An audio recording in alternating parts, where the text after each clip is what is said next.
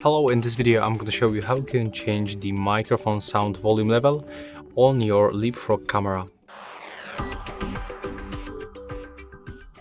So to do this we have to open the settings at the first, and then we have to go to the right side,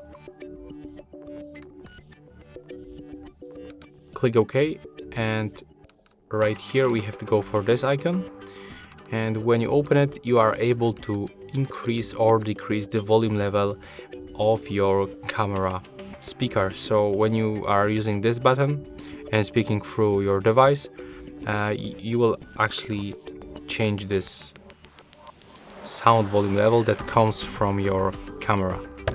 So that's the function of this option. And yeah, that's all for this video. Hope you like it.